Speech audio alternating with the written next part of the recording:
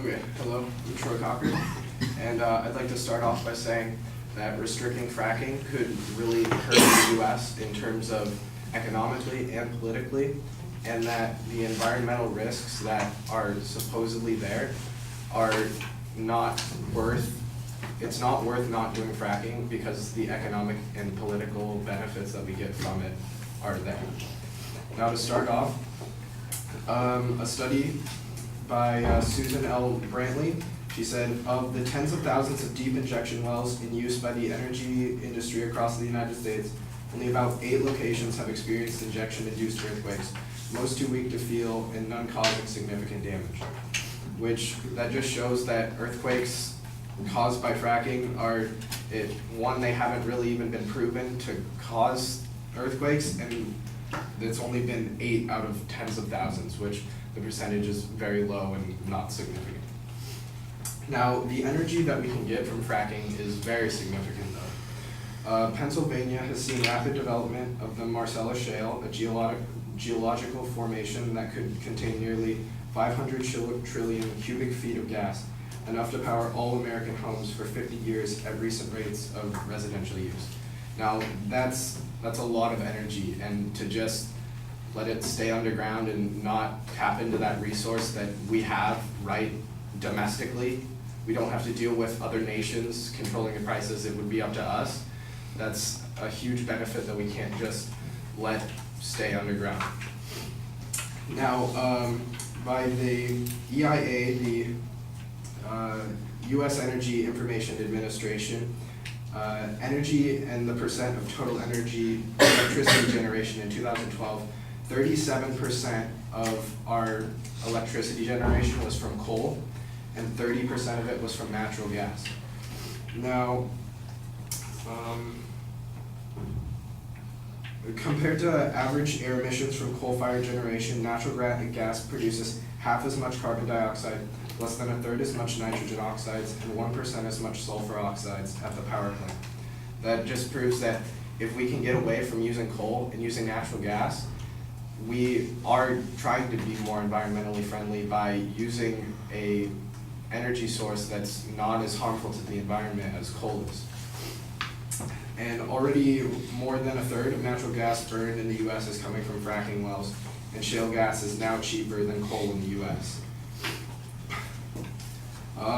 Also, what this can do, the more fracking we do, it'll stop our dependence on foreign oil, or at least slow it down, and we don't have to import as much oil.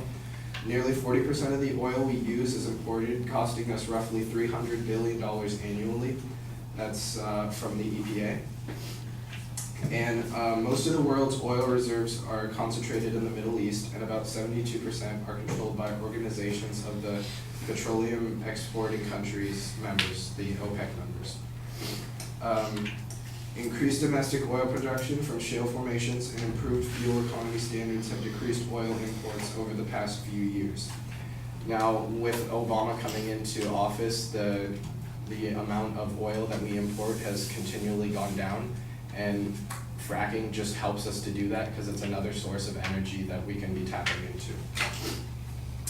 Oil price shocks and price manipulation by OPEC have cost our economy dearly, about $2 trillion from 2004 to 2008. Anything that can get us off our dependence of foreign oil would be great at this point, because we don't want to have to be manipulated by other countries. It would be better if we controlled where the energy was coming from and how much it costs.